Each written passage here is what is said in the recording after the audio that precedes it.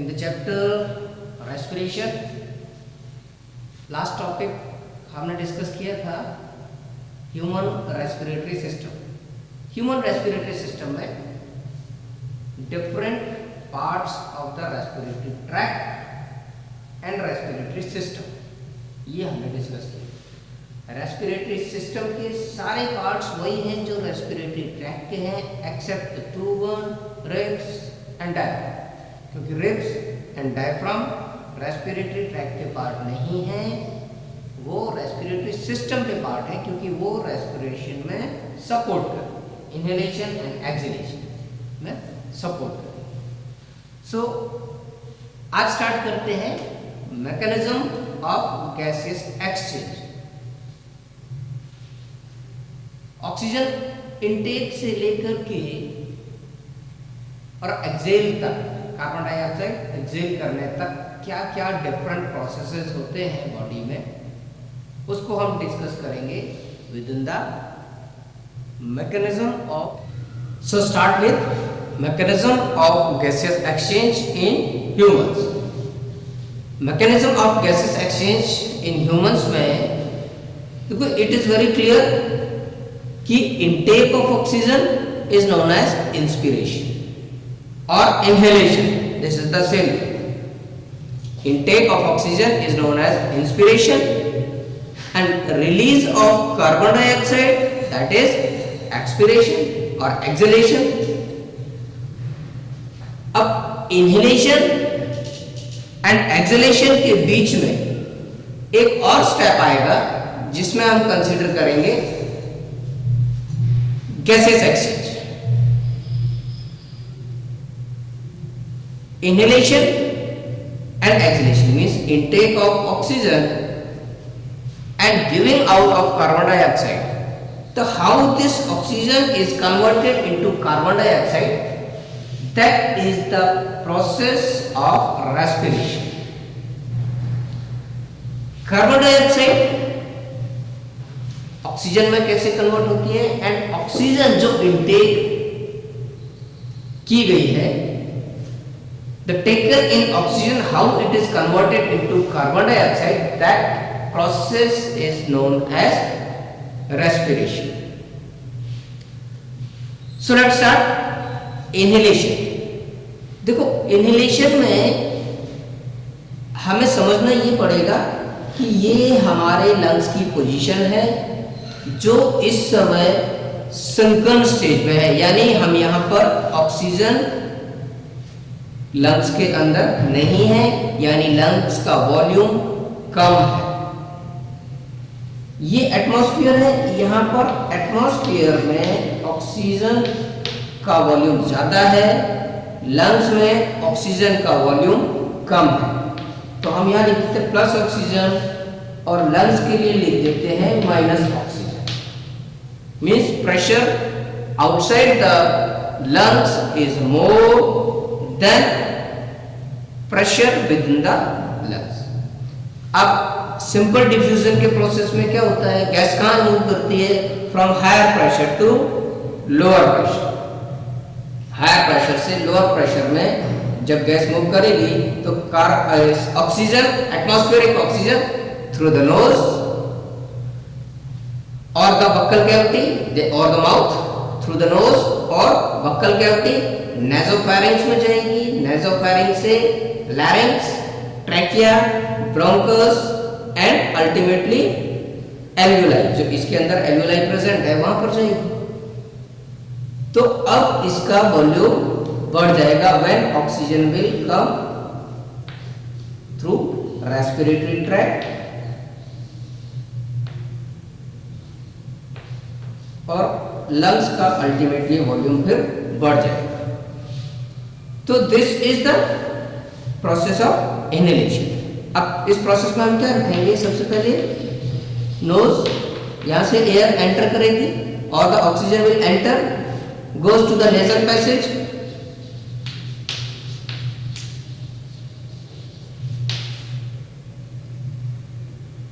Firings, trachea,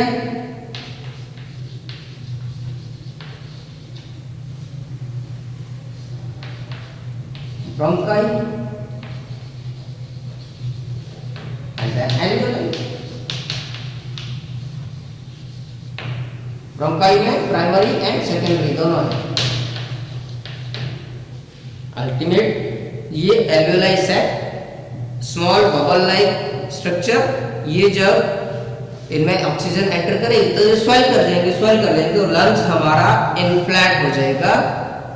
ultimately after taking the oxygen each of the lungs will increase their volume.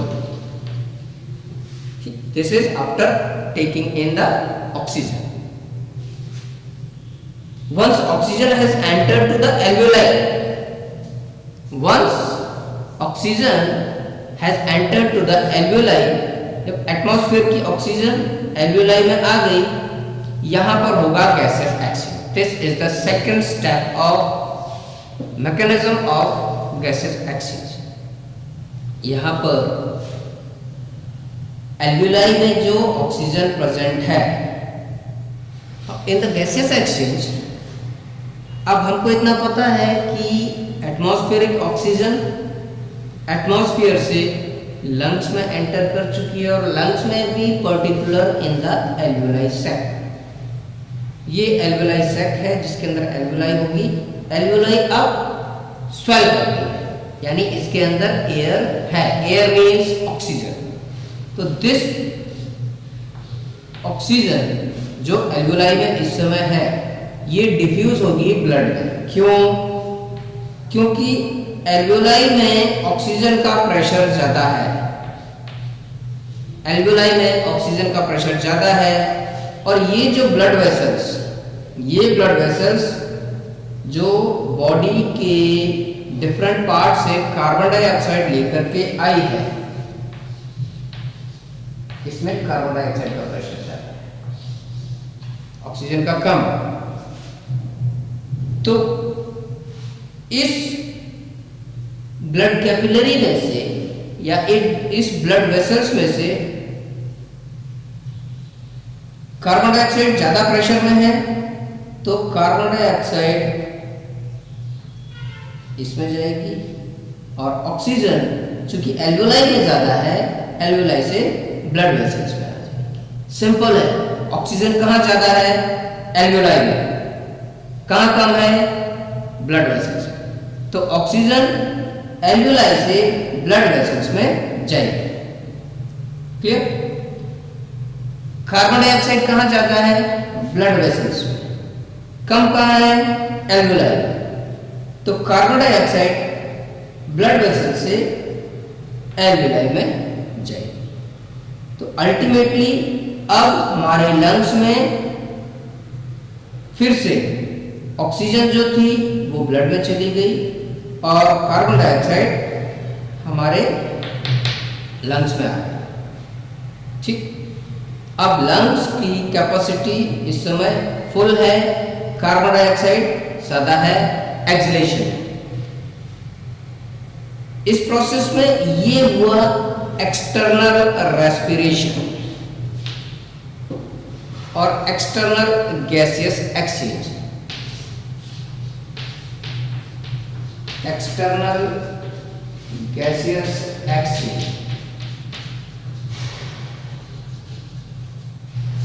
अब बात करेंगे internal gaseous exchange की।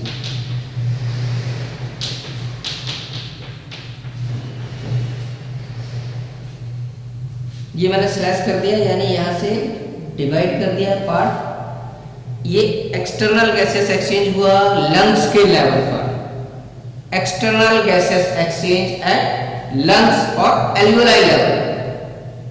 जो internal gases exchange होगा, internal gases exchange कहां होगा? देखिए यहां से ब्लड वेसल्स ने कार्बन डाइऑक्साइड दे दिया और ऑक्सीजन ले लिया। अब ये जो ब्लड वेसल्स आगे हमारे बॉडी के डिफरेंट पार्ट्स में जाएगी, बॉडी के डिफरेंट पार्ट से डिफरेंट सेल्स में जाएगी। तो अब इसमें है क्या? ऑक्सीजन है, कार्बन डाइऑक्साइड नहीं है, because that has been taken up by alveoli. आइए ये हमारे किसी भी बॉडी के पार्ट की डिफरेंट सेल्स है, सेलुलर लेवल पर सेल्स ने क्या किया, कार्बन डाइऑक्साइड प्रोड्यूस किया। During the respiration carbon dioxide gas produce की, तो अब सेल्स में इस समय कार्बन डाइऑक्साइड की प्रेशर ज्यादा है, तो ये कार्बन डाइऑक्साइड डिफ्यूज हो जाएगी ब्लड वेसल्स में, और सिंस इस ब्लड वेसल्स में ऑक्सीजन ज्यादा है, ये डिफ्यूज हो जाएगी इस सेल्स में। So this is the internal gaseous exchange at cellular level. Internal gases exchange at cellular level, इसको हम लिख देते हैं external at alveoli level.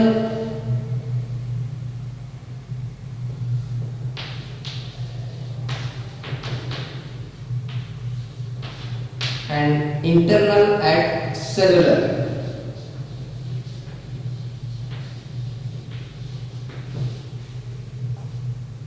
So inhalation में एटमॉस्फेरिक ऑक्सीजन लंग्स के एल्वियोलाई तक आई, ये हुआ इनहेलेशन। गैसेस एक्सचेंज में दो पार्ट्स में डिवाइड किया, एल्वियोलाई की ऑक्सीजन ब्लड वेसल्स में, और ब्लड वेसल्स में ये जो ऑक्सीजन एंटर कर गई है, this blood vessels is going up to the different cells of different organs or different tissues। यहां से ऑक्सीजन सेल्स में जाएगी, और सेल्स ने जो कार्बन डाइऑक्साइड प्रोड्यूस की है वो वापस से ब्लड वेसल्स में एंटर करेगी। दिस इज गैसियस एक्सचेंज, जिसको दो पार्ट्स में डिवाइड कर दिया था, the one external, the second internal। Now come over to exhalation। Now see, inhalation के केस में लंग्स का वॉल्यूम कम था, संकन स्टेज में था, सिंक किए हुए थे लंग्स, क्योंकि एल्वियोलाई में गैस नहीं थी, neither oxygen nor carbon dioxide. ऐसा नहीं पूरा एम्प्टी हो गया, कुछ अमाउंट रहता है, उसको हम रेजिडुअल अमाउंट बोलते हैं, बट कंपैरेटिवली कम था। एक बार इनहेलेशन हो गया, लंग्स स्वेल कर गए, गैसियस एक्सचेंज हो गया, लंग्स स्वेल हैं, फुल हैं एयर से। नाउ ये लंग्स जो एयर से फुल है, इसमें कार्बन डाइऑक्साइड ज्यादा है और एटमॉस्फेयर की कार्बन डाइऑक्साइड कम है। तो सिंपल डिफ्यूजन के प्रोसेस के थ्रू कार्बन डाइऑक्साइड गैस हमारे रेस्पिरेटरी ट्रैक्ट से होती हुई नोज के थ्रू बाहर। सो ये हुआ एक्सहेलेशन। तो कंप्लीट मैकेनिज्म में exhalation is the last step, जब गैस हमारे लंग्स में से बाहर एटमॉस्फेयर में चली। इसके बाद क्या होगा, लंग्स सिंक कर जाएंगे, फिर से the same procedure will start, inhalation, gases exchange and exhalation। so ये एक सिंपल मैकेनिज्म है about how the inhalation, gases exchange and exhalation are taking place। complete mechanism, gases exchange की कंप्लीट मैकेनिज्म कि ये तीनों स्टेप वन बाय वन अपनी जगह important है, इसके कंसेप्ट क्लियर होने चाहिए। जब कंसेप्ट क्लियर हो जाएगा, why oxygen is coming in, why oxygen is exchanging from alveoli to blood vessels और from blood vessels to cellular level, जब कंसेप्ट क्लियर हो जाएगा तो मैकेनिज्म हमारे लिए बहुत इजी हो जाएगी। इसके रिलेटेड नोट्स आपको पोस्ट कर दिए जाएंगे। मैकेनिज्म समझ में आ गई। Even you can drive your notes, you can narrate the notes. Concept समझ में आ गया। बट कुछ पर्टिकुलर साइंटिफिक वर्ड्स होते हैं, कुछ पर्टिकुलर टर्मिनोलॉजी होती है, उसको यूज करते हुए इसके नोट्स नरेट करके आपको पोस्ट कर दें। ना चैप्टर में लास्ट प्रोसेस है, लास्ट टॉपिक है रेस्पिरेटरी पिगमेंट। रेस्पिरेटरी पिगमेंट देखिए क्या होता है।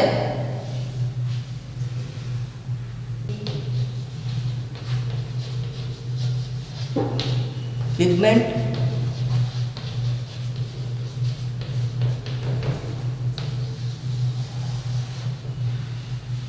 ह्यूमन बीइंग्स में रेस्पिरेटरी पिगमेंट है हीमोग्लोबिन। हीमोग्लोबिन ये ऑक्सीजन को बाइंड करने की कैपेसिटी रखता है। मींस इसमें ऑक्सीजन बाइंडिंग कैपेसिटी होती है। Haemoglobin means H small b, HAEMOGLOBIN,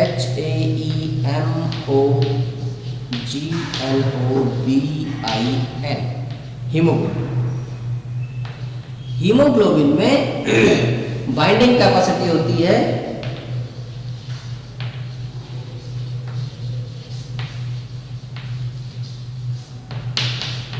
to oxygen. चलिए, दैट मीन्स जो एटमॉस्फेरिक ऑक्सीजन एक्सटर्नल रेस्पिरेशन में मींस एल्वियोलाई से ब्लड वेसल्स में ट्रांसफर हुई थी, ब्लड वेसल्स में जो ऑक्सीजन आई उसको बाइंड किया हीमोग्लोबिन ने और डिफरेंट बॉडी पार्ट्स में लेके गई, डिफरेंट सेल्स पर ट्रांसपोर्ट किया। तो इसको बोलते हैं रेस्पिरेटरी पिगमेंट। इस पर कई बार शॉर्ट नोट आता है, हम अपनी लैंग्वेज में लिख सकते हैं। इसके भी नोट्स आपको पोस्ट कर देंगे। एक और चीज है कि ऑक्सीजन का ट्रांसपोर्टेशन तो हो गया, कार्बन डाइऑक्साइड का ट्रांसपोर्टेशन कैसे होगा? जो सेल से कार्बन डाइऑक्साइड गैस प्रोड्यूस हुई है वो लंग्स तक कैसे आएगी? सेल से लंग्स तक जो measure of the carbon dioxide है वो ब्लड प्लाज्मा में डिसॉल्व होकर के ट्रांसपोर्ट होगी। ब्लड प्लाज्मा में कैपेसिटी होती है सेल की कार्बन डाइऑक्साइड को डिसॉल्व करने। So carbon dioxide is transported in dissolve form in blood. This is very important, 1 marks के क्वेश्चन में मोस्ट ऑफ द टाइम पूछते हैं। So carbon dioxide from cell is transported through blood plasma in dissolved form.